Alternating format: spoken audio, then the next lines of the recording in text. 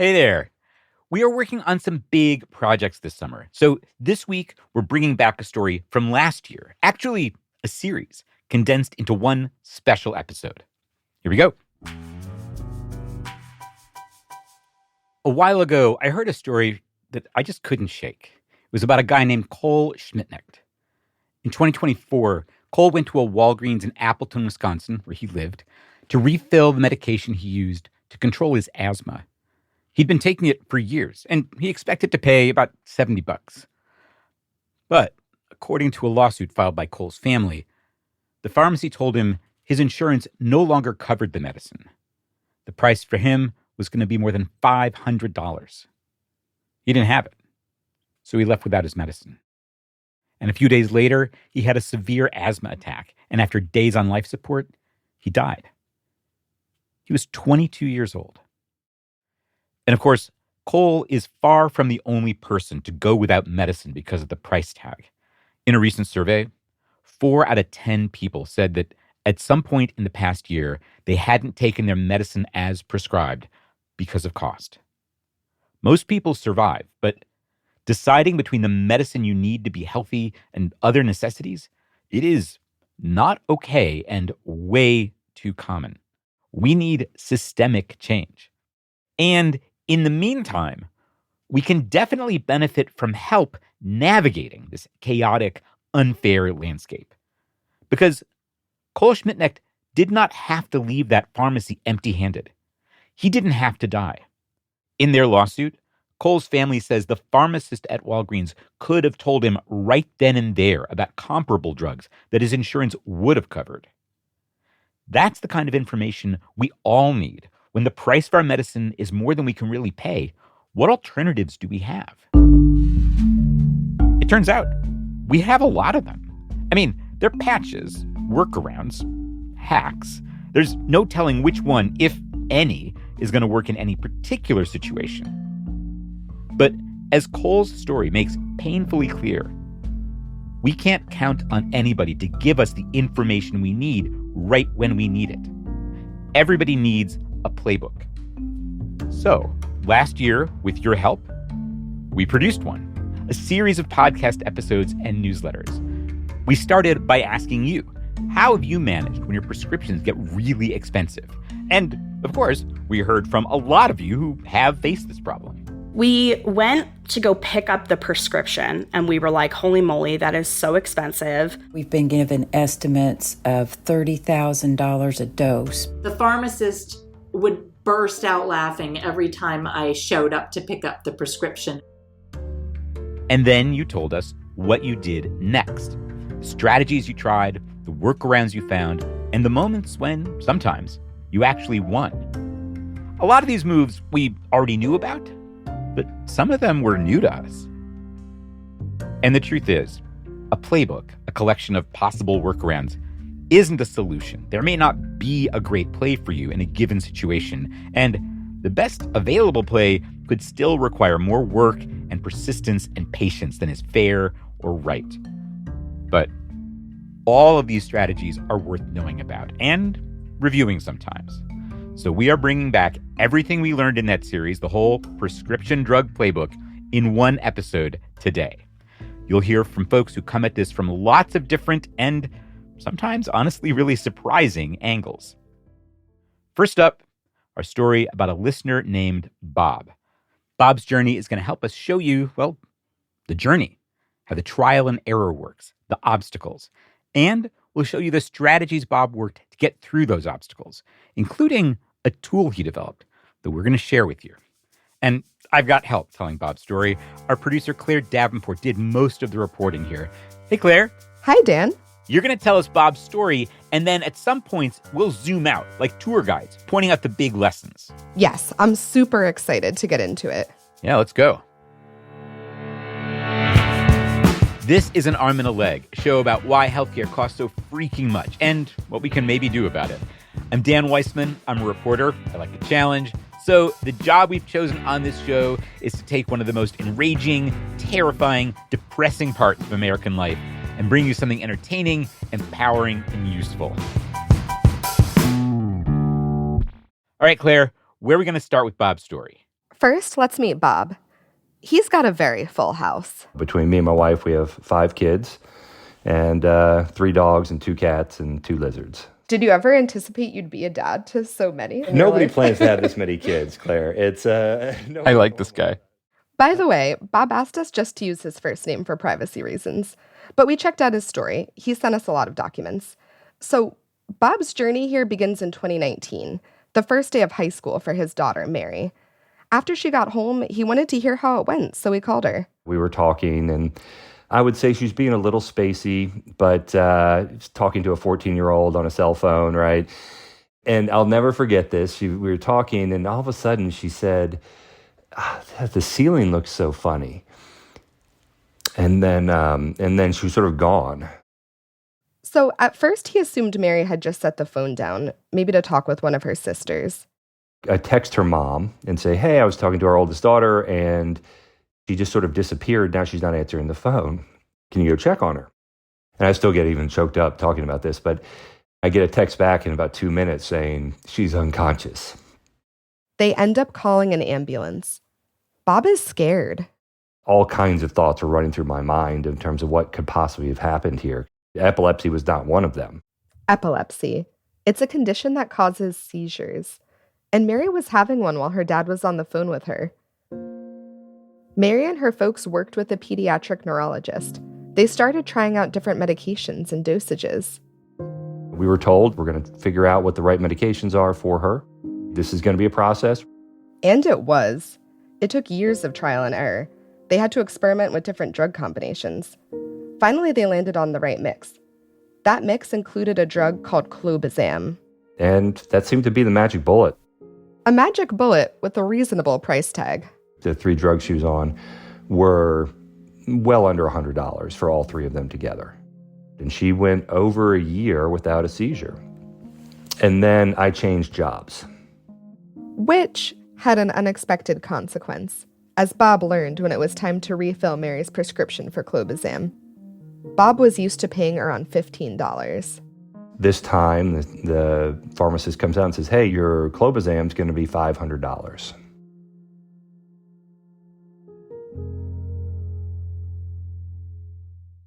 Okay, so, Dan, let's take a step back.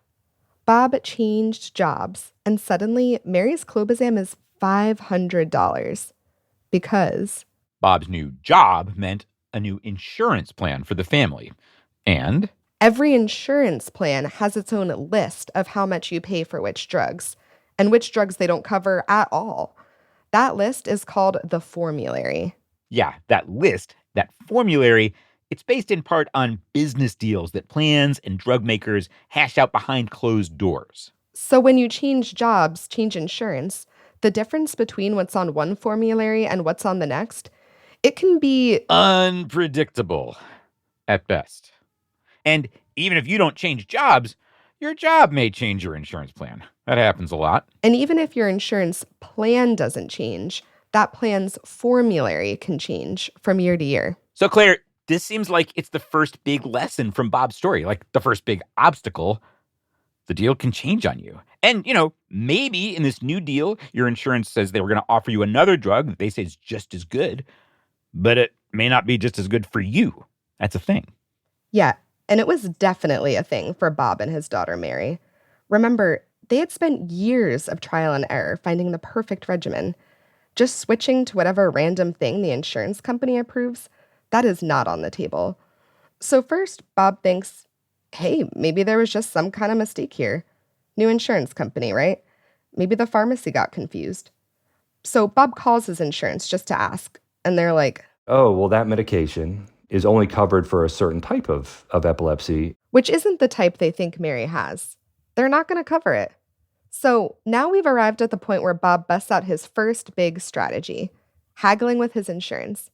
They've said no, but that doesn't mean he has to accept this as their final answer. Yeah, we've heard this from so many people, have heard over the years. This is a whole dance, a whole fight. Yep, and Bob's going to take us through it. In fact, in this very same phone call where his insurance company said they wouldn't cover Mary's clobazam, they've basically invited him to this dance. They said, Say, okay, well, there's a prior authorization that can be filled out. We'll send that to your doctor. There's a prior authorization that can be filled out. We'll send that to your doctor. Like the way Bob recounts the insurance person saying that, it sounds so cheerful, making things sound so easy. But prior authorization. That's a hurdle, a hoop for Bob and Mary's doctor to jump through. This will be familiar to a lot of folks already, but prior authorization. Prior. Before the insurance company will pay for Mary's clobazam, They have to authorize it. her doctor has to make a case that she needs this particular treatment, and the insurance company has to decide the argument is good enough. We see it all the time. Yeah, and Bob is not thrilled by this requirement. Seems unnecessary. This is a, board-certified pediatric neurologist who's been seeing this patient for years. Yeah, and who took her through a whole trial and error process to find the right meds.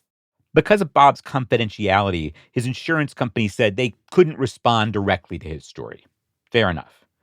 But a lot of the time, insurance companies will say, hey, we're just discouraging waste with these prior authorizations. Sometimes doctors will just prescribe an expensive thing when something cheaper would be just as good.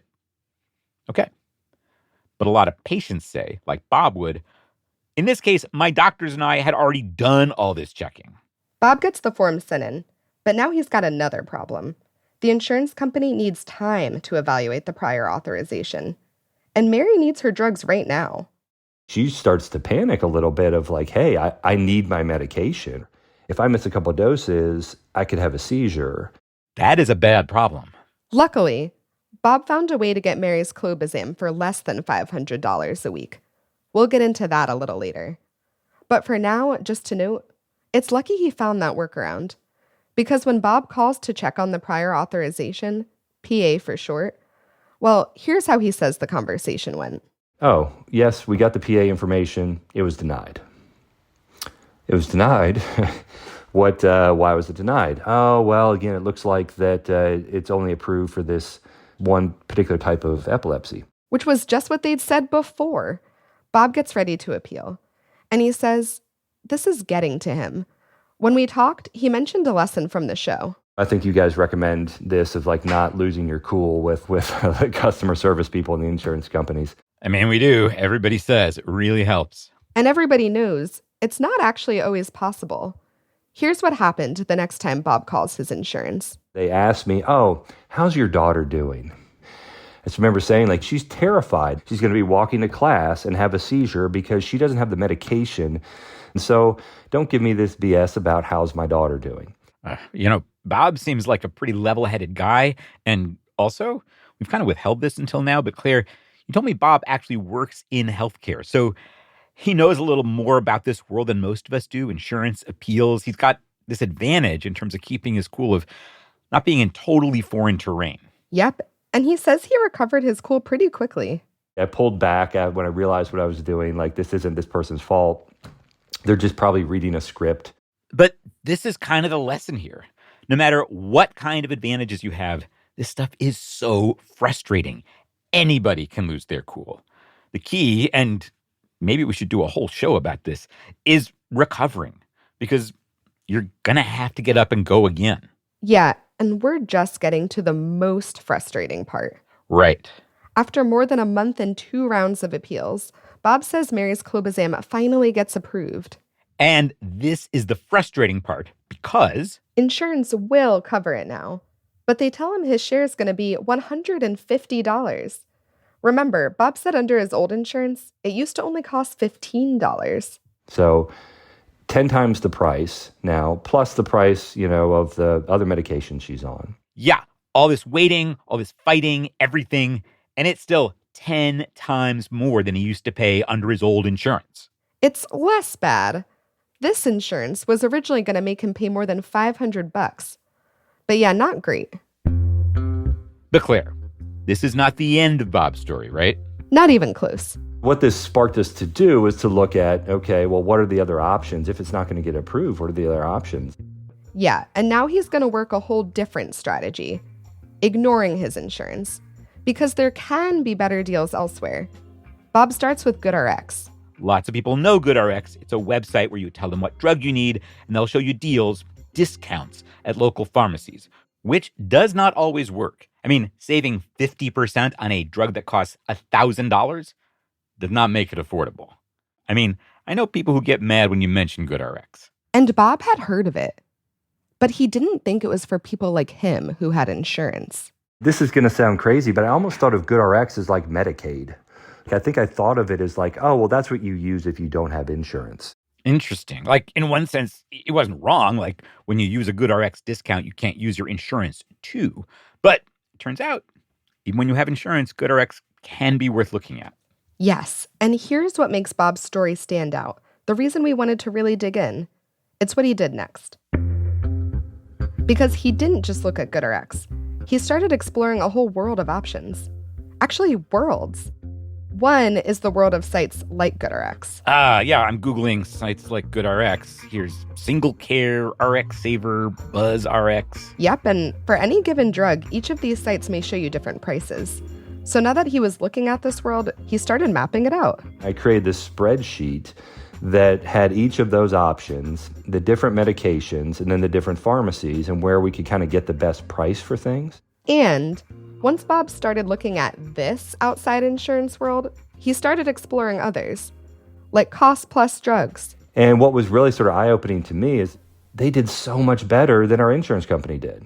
So the company's full name is Mark Cuban Cost Plus Drugs, named after its founder, the celebrity billionaire. But what makes the company different isn't the glam factor, it's the business model. The company buys meds direct from manufacturers and adds 15% to their wholesale cost. Plus shipping fees and $5 for pharmacy labor. Bob added Cost Plus to his spreadsheet, and he liked what he saw. It's very transparent and super low cost. He asked Mary's doctor to transfer 2 of her prescriptions. But not all of them. Cost Plus doesn't carry everything. For one thing, they mostly only carry generic drugs. And what matters in Bob's case, they don't carry controlled substances. Nobody sells them online because it's illegal to ship them. And Mary's clobazam, it's a type of controlled substance. They're called benzos. Like Valium and Xanax. Yeah, so for clobazam, the best price he can find is $85, using GoodRx at Walmart. Which is a lot less than his insurance was going to have him pay. So go spreadsheet. Head to Walmart, use GoodRx there. Just one thing. As Mary headed off to college a few years later, she discovered there was no Walmart right nearby. And Mary doesn't drive. She has epilepsy. She can't have a driver's license. So it's she can't drive anywhere, right?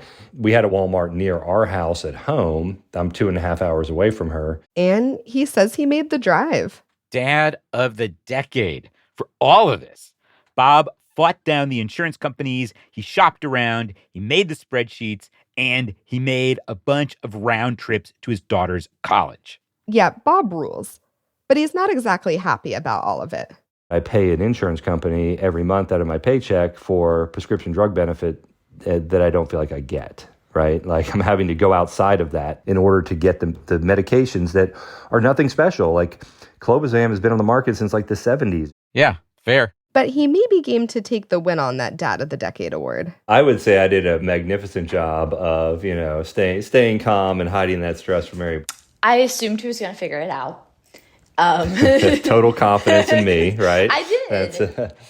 I did, right? That's Mary? That's her. Okay, so let's review these lessons. Yes, you can fight your insurance, but you may get a better deal going outside of it. All of which sucks. This was a lot of work and not a total victory.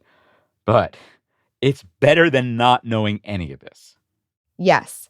And this story ends up going full circle. Back to the first lesson.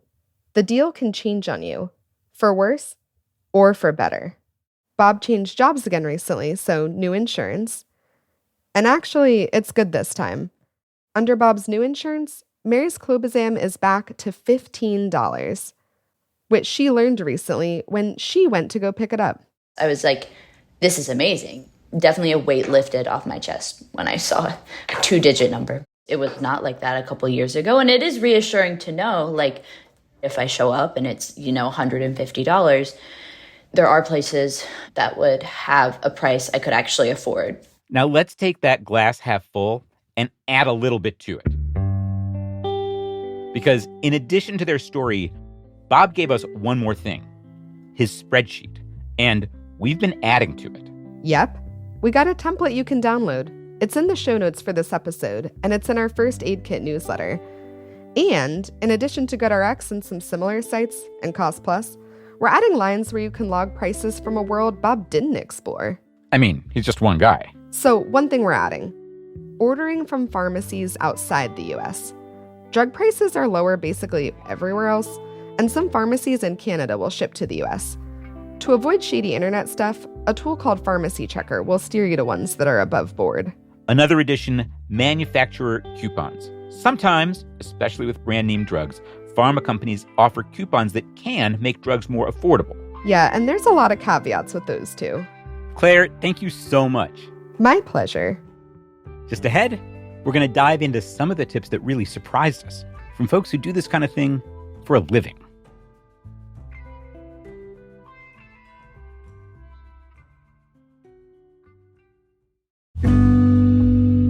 This episode of An Arm and a Leg is produced in partnership with KFF Health News. That's a nonprofit newsroom covering health issues in America. Their journalists do amazing work. We are honored to be their colleagues.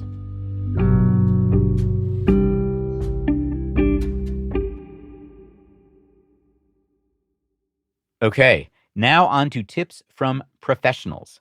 Let's start with Jeannie Chamberlain. Jeannie's from North Carolina, and she regularly talks with folks who take like 15 different meds every day. You're like, oh my gosh. And literally where the retail costs are $20,000 a month. Jeannie is an expert, twice over. Since retiring from a career managing hospitals and medical groups, she has been helping her fellow seniors figure out how to manage what they pay for healthcare as a county-level volunteer coordinator for a program called SHIP. And SHIP stands for Seniors Health Insurance Information Program. Actually, in some cases, it stands for State Health Insurance Assistance Program, whatever you want to call it. It's a federally funded program that helps seniors with all things Medicare, and every state has its own version of SHIP. During the busy season, that's in the fall when people can pick new insurance for the coming year, Jeannie says she and her team speak to more than 100 people a week. And one thing that comes up in basically all of those conversations is this question. Can I change things to get my meds for less next year? Jeannie says one year, her team added up the impact of those conversations, and half the people ended up changing plans. And on average, they saved $300 a person. Not bad. But there were many, many people who saved $1,000, $2,000, even $10,000 by changing from one Medicare plan to another, based entirely on the cost of their drugs. Jeannie wrote to tell us about what she knows from helping people enroll in Medicare, but she also had an instructive personal story to share because even experts have to scramble sometimes. So a while ago, when Jeannie's husband had a gut infection, he got prescribed 2 antibiotics. His insurance coverage meant one was going to cost him $30, but the other one? His plan didn't cover it. And it was $1,200 for a 14-day supply, and it was just obscenely expensive. So immediately, Jeannie says she went into problem-solving mode, and her order of operations provides a great template for any of us. Step 1, Google for discounts. Just taking a quick first pass at the kind of thing we talked about with Bob's story. Maybe that's GoodRx. Maybe that's a coupon from the drug maker. Results for Jeannie? Not great. I could get it down to $800. It's like still, you're like, $800? Really? So, on to step 2. Tell your provider there's a problem and ask for advice. Went back to the doctor and said, is there something else that, you can do? So Jeannie was thinking maybe the doc could recommend another antibiotic, one that insurance would cover. Or maybe the doc could help them fight her husband's insurance company to get this drug covered. But actually, this doctor's proposal was much simpler. She said, well, just take the other one. Yeah, just take the one Jeannie's husband could get for $30. Skip the second drug. So he did, and he was fine. End of story. In this case, it's not always that easy. But the moral is, ask.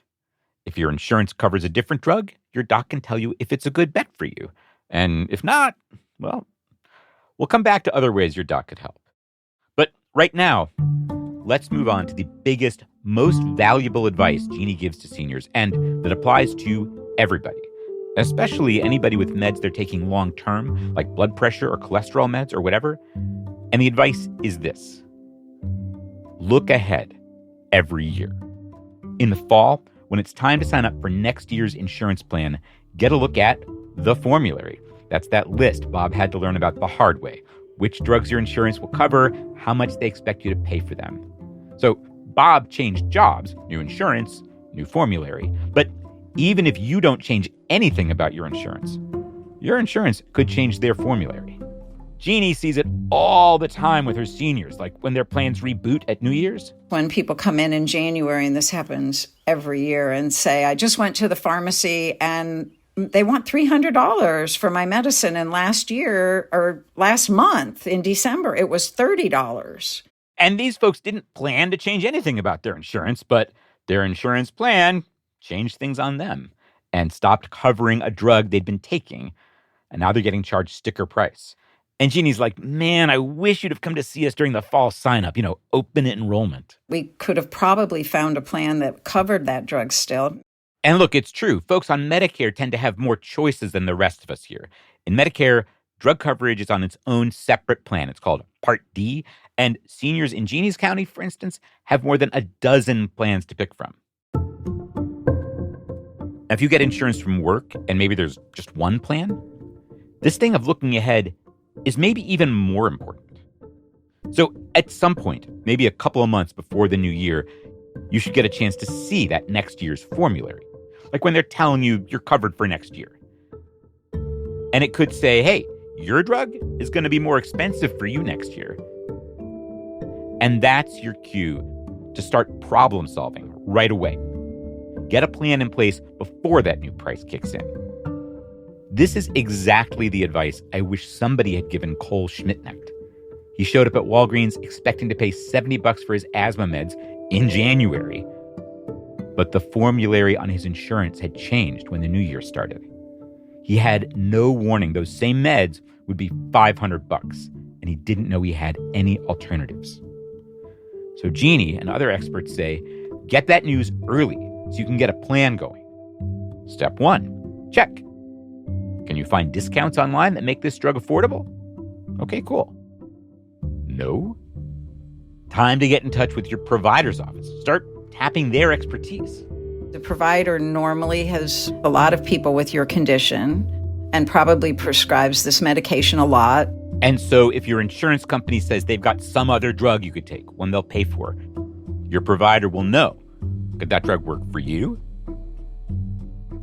And if you've got a choice of insurance plans, but they all require prior authorization, that process that Bob spent so long fighting through, Jeannie says, ask your provider, is one of those insurance companies more likely to actually issue that approval? Ask them about a plan where they have an easy time getting it approved for somebody with your condition, where it always goes through. And that's the plan you want to pick. And speaking of getting your insurance company's approval, we're about to move from Jeannie's advice, plan ahead, get your provider to help, to the next step. Because you can't plan everything. Sometimes you get sick with something new. No planning for that. And sometimes your insurance is definitely not going to say yes right away to the drug your doctor thinks you need. And your doctor thinks you need this particular drug. So how else can your provider help? Well, it's time to meet our next expert. Unlike Jeannie, who spends her days just trying to help folks in her community, John is, well, I work for an industry with a approval rating below Congress. He's a pharmaceutical sales rep. He asked us to keep his full name and employer confidential. He's also an arm and a leg fan. I love it when I hear stories of average people just sticking it to the insurance company. It's nice when the patient wins, because they don't get a lot of wins. We reached John in his primary office, also known as his car. And when we asked listeners a few months ago to share lessons about getting prescription meds without paying an arm and a leg, he wrote right in with tips. And one I love just for the attitude. Here's John reading from the email he sent us. Step therapies, denials, and price at pharmacy should be viewed as suggestions. As suggestions. Perfect. John's other tip is much more specific. As a salesman, a big part of John's job is prepping doctors for the fights they're going to have with insurance companies to get approvals for drugs. I mean, he does that because approvals for them means sales for John.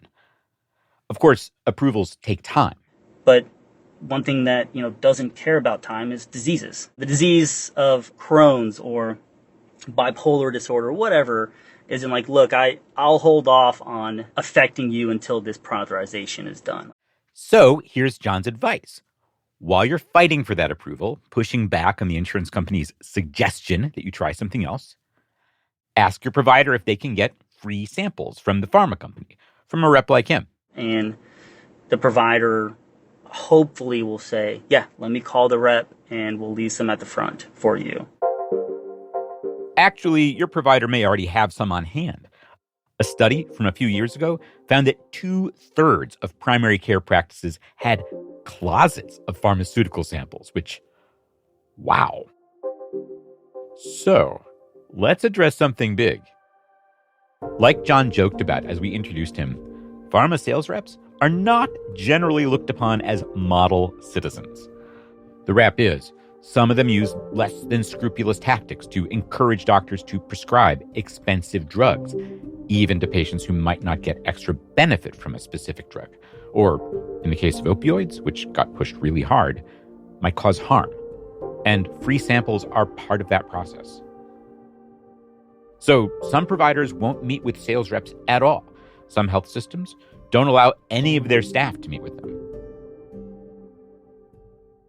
But you don't have to approve of how pharmaceutical companies do their business to take advantage of John's suggestion. And neither does your doctor. John says to get free samples, your doctor might not even need to talk to anyone. They can just make a request online at the manufacturer's website.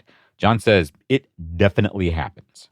Even with providers or doctors that I've never seen in my 9 years, I know that they've gotten samples before. But here, too, there'll be limits. Some manufacturers don't even do samples. So it really varies a lot. Yeah, but a lot of these samples do exist. And the idea of using them as a stopgap while you fight to get your insurance to pay for the meds you need, I had never thought of it until we asked you, our listeners, for your tips. And okay, here's another tip I hadn't really considered from another expert. Like Jeannie, we heard from earlier, Christy Gupton also lives in North Carolina, and she works there as an independent employee benefits designer. And you're probably like, what the hell is that? So here's how she describes her work. Imagine you're a kid in high school in shop class, and your teacher puts an old engine on the table and says, take it apart and put it back together again and make sure it works.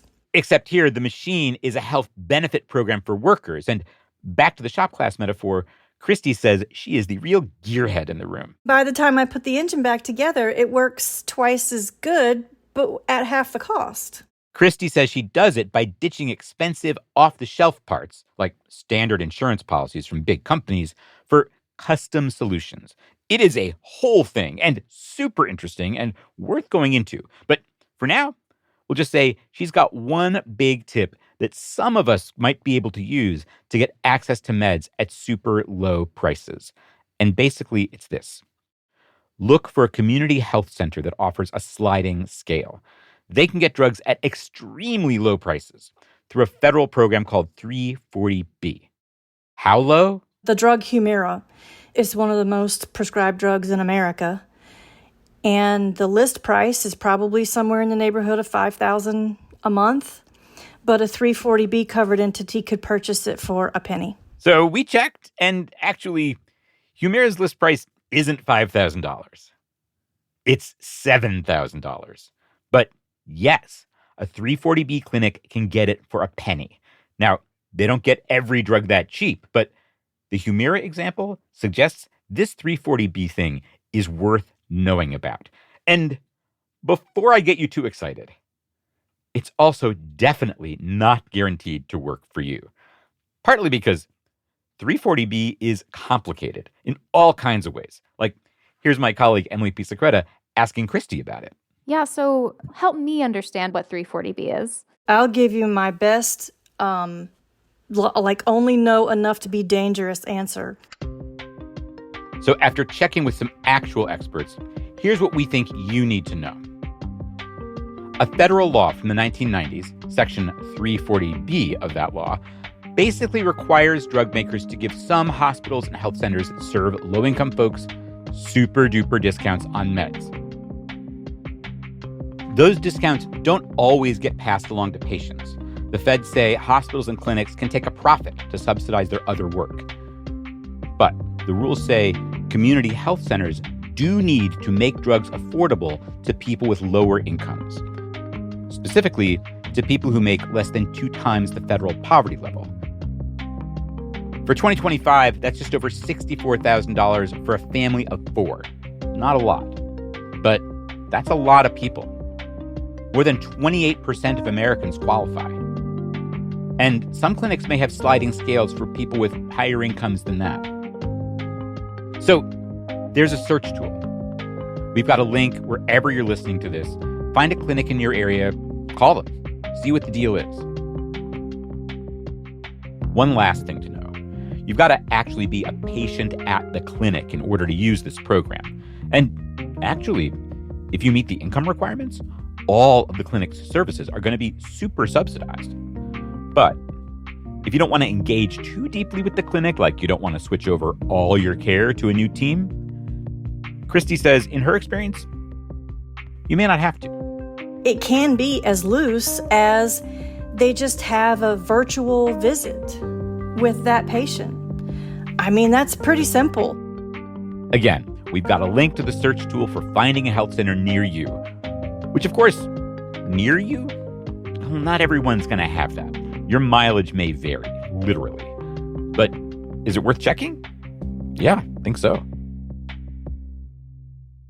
Okay, we have thrown a lot at you. I know. And we do have one more set of expert tips. And this is from someone we are really glad to have met. So here's Erica. She didn't get her employer's okay to talk with press, so we're just using her first name. Erica's expertise is part of a lifelong project. You know, as a child with type 1 diabetes, I had a very dysfunctional household, and I had to take care of myself from a very young age. I have learned that the skills that I developed as a child with a chronic illness are transferable into a career to help people be taken care of. So now she works as a patient navigator, a kind of caseworker at a hospital in rural Oregon. When my colleague Emily talked with Erica, they bonded a little. I live with type 1 diabetes, and I really wish that I had had a patient navigator when I was diagnosed. Yeah, I wish I had me as a patient navigator too. Most of the patients Erica does work with are managing chronic conditions and other serious health problems under tough circumstances. For example, let's say a patient has an amputation and they're told on discharge to keep it elevated and keep it clean. Well, if they're living in their car, that can be a challenge. So in that case, case management would try to find them a hotel for a couple weeks. And of course, one of the most common problems she tackles, helping people get their meds at prices they can afford. There are weeks where that's all I'll do. For insured patients, Erica says she starts with Drugs and Insurance 101, helping them figure out which drugs their insurance covers, at what price to them, and coaching them before they call their insurance company. I offer to be on the call with them if they want. And I will tell you right now that we're going to be on hold with that insurance company for 30 minutes. Yeah, that sounds familiar. Also, for some patients on Medicaid, Erica runs interference with bureaucracies. And when there's no way that insurance will make the right drugs affordable for her patients, including folks with no insurance at all, Erica helps them explore one of the options she wrote in to us about: patient assistance programs based on income. Some are from manufacturers, others come from private foundations. It's such a matter of somebody knowing who to ask and where to get the stuff. And there are websites to find this kind of thing. We've got links and guides for you. And Erica says the applications aren't complicated. But the people she works with, they need extra help. A lot of my patients, they don't even know how to use a computer or to get onto the internet, or they don't have smartphones. They just have cell phones. So a lot of them, I meet with them. I take my laptop and we do an online application. I help them fill it out. And then hope it works. Some programs only give out so much assistance per year, so not everybody gets help. It's a frustrating fight. I feel bad that people have to wage this, to get what they need to be healthy. It's not like people are asking for BMW or new clothing. People are asking for, oftentimes, medications they need to keep themselves alive. It's like asking for oxygen. Like, what if you were told you couldn't afford oxygen? That's the way people feel sometimes. And that's why, even though Erica wrote to us about practical specifics, it's her approach, her presence, that we especially wanted to share with you. I advised all my patients to get a tattoo that says, "Be persistent." That's great. I don't expect them to get tattoos, but as a patient who manages a chronic condition, you just have to be. Oh, yeah. The ongoing burden of dealing with all this, it's a bear. And it came up again and again when you wrote into us. Yeah, stress management. Whew. For Erica's patients and for herself, too. And I have to remember to, stop, step away, do some breathing. And these are things I teach to my patients a little bit, too. Okay, let's stop and do some breathing together on the phone, okay? She calls her strategy self-compassion. It's about helping people see how much they're already doing. I encourage people to take a moment and appreciate that about yourself, okay? You've been on the phone with your insurance company for 30 minutes. You're trying to get this done. You really need to appreciate that you're doing that for your health. Feel good about that, at least. You are taking time to listen to this podcast. We are here right now, together, doing our best. For all the practical lessons, all the things to try that may or may not work, we've done our best to write them down for you and organize them so they're useful in our First Aid Kit newsletter, 4 installments. You can find those newsletters and these episodes at armandalegshow.com/drugs. armandalegshow.com/drugs. There'll be a link wherever you're listening to this. We'll be back with a new episode in a few weeks. Till then, take care of yourself.